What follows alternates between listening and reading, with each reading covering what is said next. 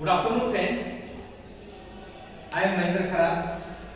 Today we will discuss, as per the syllabus of first year BLLB, the subject is General Principle of Sociology.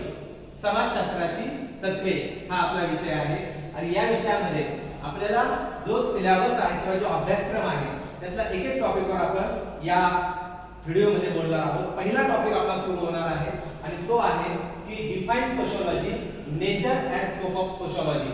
समाजशास्त्र म्हणजे काय आणि समाजशास्त्राचं स्वरूप काय आहे आणि व्याप्ती काय आहे. तेव्हा समाजशास्त्र ज्याला आपण म्हणतो की sociology is the mother of all social sciences. म्हणजे सर्व शास्त्रांना, सामाजिक शास्त्रांना जी जन्म देणारी आहे ती समाजशास्त्र आहे. त्यामुळे यामध्ये आपण स्टडी करताना सगळ्यात पहिला आपला टॉपिक पॉइंट असणार आहे की man is a social animal. According to Aristotle, मनुष्य जो आहे तो समाजप्रिय व्यक्ती आहे.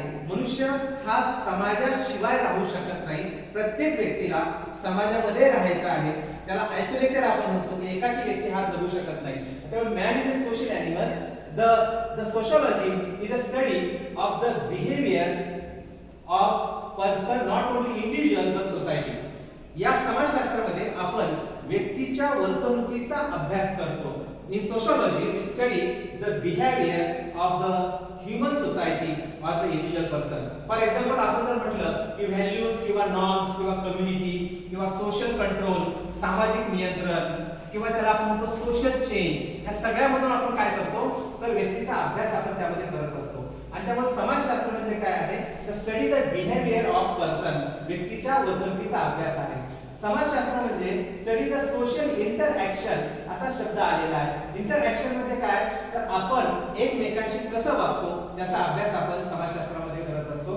समाजशास्त्र sociology study the social relationship, आपल्यामध्ये माणसांमध्ये एकमेकांचे संबंध कसे असतात. जसं की आपण marriage, family, kinship, political institution, अशा पद्धतीने वेगवेगळ्या इन्स्टिट्यूशनचा आपण अभ्यास करतो. किंवा सोशल कंट्रोल काय आहे, सोशल चेंज काय आहे, याचाच अर्थ समाजशास्त्रामध्ये आपण आपले जे सामाजिक संबंध असतात याचा सुद्धा अभ्यास आपण करत असतो.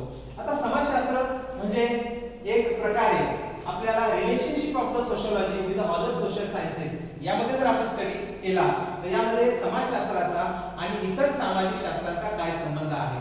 जसं आपण म्हटलं की what is the relationship of the sociology and anthropology. So what is mean by anthropology? Anthropology means the study of the man. We study the historical background of the human society. आणि त्यामुळे समाजशास्त्र आणि मानववंशशास्त्र याचा सुद्धा आपण संबंध जोडू शकतो.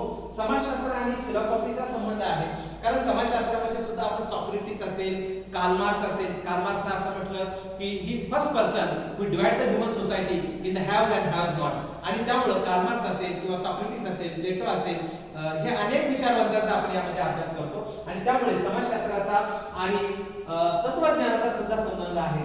समाजशास्त्राचा आणि पॉलिटिक्सचा काय संबंध आहे का तर पॉलिटिक्स म्हणजे काय आहे तर राज्यशास्त्र म्हणजे the study of the government and the individual person. म्हणजे व्यक्ती आणि सरकार याच्यातला संबंध आपण राज्यशास्त्रामध्ये पाहतो. आणि समाजशास्त्र सुद्धा व्यक्तीचाही अभ्यास करतं आणि गव्हर्नमेंटचा सुद्धा अभ्यास करतं. आणि त्यामुळे समाजशास्त्र आणि राज्यशास्त्राचा सुद्धा संबंध आहे. समाजशास्त्राचा आणि अर्थशास्त्राचा काय संबंध आहे का तर आहे.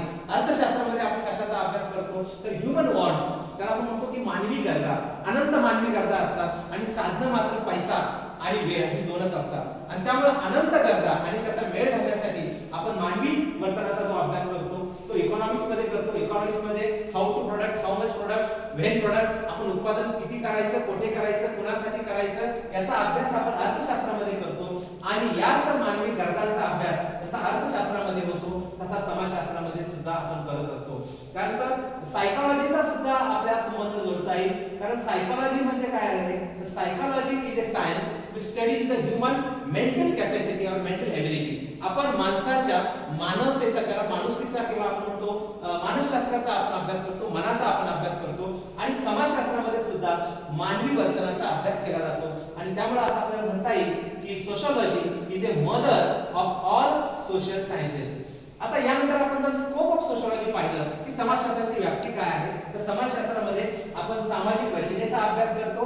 त्यामध्ये फॅमिली असेल, मॅरेज असेल, किनशिप असेल, पॉलिटिकल इन्स्टिट्यूशन असेल, अशा वेगवेगळ्या स्तरावर आपण वेगवेगळ्या स्तराचा अभ्यास त्यामध्ये करतो.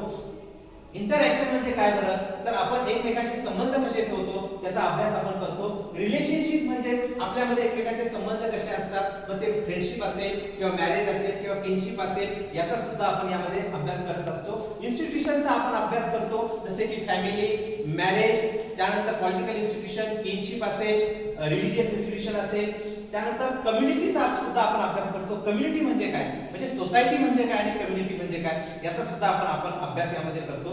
कम्युनिटी हा एक ज्याला म्हणतो की इंडिव्हिज्युअल ग्रुप आहे.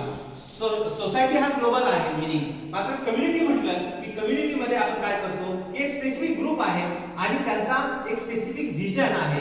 उदाहरणार्थ फिलिंग्स असतील, इंटरेस्ट असतील आणि त्यामुळं याचा सुद्धा आपण कम्युनिटीचा अभ्यास समाजशास्त्रामध्ये करतो. नॉर्म्स आणि व्हॅल्यूजचा आपण यामध्ये अभ्यास करतो. व्हॅल्यूज म्हणजे काय आहे, तर आपण आपले काही आदर्श असतात की ते आदर्श आपण मनाशी बिंबवतो आणि त्या आदर्शाप्रमाणे आपण काम करत असतो. व्हॅल्यू जे आहे ती आपली आयडियोलॉजी आहे किंवा आपली सेंटिमेंट्स म्हणजे भावना असतात. आणि नॉर्म्स जे आहे ते norms the reflection of the values, म्हणजे नॉर्म्स जे आहे व्हॅल्यूजचं रिफ्लेक्शन आहे. आणि त्यामुळे आपल्याकडे जर आदर्श असतील तर ते आदर्श आपल्या वर्तणुकीमध्ये सिद्ध होतात. आणि त्यामुळे नॉर्म्स म्हणजे काय आहे, तर डिझायरेबल कंडक्ट ज्याला आपण म्हणतो, एक योग्य अशी वर्तणूक त्याला आपण नॉर्म्स म्हणतो. आणि नॉर्म्सचा अभ्यास सुद्धा आपल्याकडे आपण करतो. सोशलायझेशनची प्रक्रिया आपण अभ्यास करतो. सोशलायझेशन म्हणजे development of the human society. समाजामध्ये माणसामध्ये जे बदल होतात, जसे की चाइल्डहुड असेल, यंगस्टर असेल, एम्प्लॉयमेंट मध्ये कामाला लागतो किंवा तो मॅरेज करतो, अशा पद्धतीच्या प्रत्येक स्टेजमध्ये माणसाची प्रगती कशी होत जाते त्याचा अभ्यास सोशलायझेशन मध्ये करतो. सोशल कंट्रोल याचा अभ्यास आपण करतो. समाजावर नियंत्रण ठेवण्याचे अनेक साधनं आहेत. जसं की आपण समाजावर नियंत्रण ठेवण्याची कोणती साधनं असू शकतात, तर त्यामध्ये आपण वेगळ्या पद्धतीनं इन्फॉर्मल कंट्रोल असेल, जसं की फ्रेंड्स आहेत, त्यानंतर फॅमिली आहे.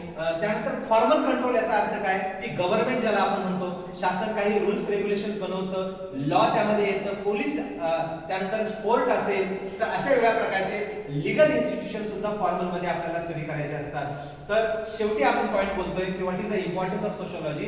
Sociology is a study the social problems. समाजाच्या ज्या समस्या असतात त्याचा आपण इन्व्हेस्टिगेशन करतो. म्हणजे sociology is a scientific study of the society. फक्त आपण असा मोघम अभ्यास त्यामध्ये करत नाही, तर समाजाचा एक शास्त्रोक्त पद्धतीने आपण अभ्यास करतो. आणि त्यामुळं समाजशास्त्राला एक आपण म्हणतो की प्रॉब्लेम सॉल्व्हर, आपल्या ज्या सामाजिक समस्या असतात, मग अनएम्प्लॉयमेंट असेल, पॉवर्टी असेल, अशा वेगळ्या प्रकारच्या ज्या समस्या आहेत त्या समस्यांचा अभ्यास करणं आणि त्यावर सोल्युशन देणं. समाजशास्त्र हा विषय हा रिसर्च म्हणून किंवा टीचिंग म्हणून सुद्धा अतिशय महत्त्वाचा आहे. तर हे आपण पाहिलं सोशियोलॉजी म्हणजे काय आणि समाजशास्त्राची व्याप्ती किंवा स्वरूप काय आहे. Thank you very much.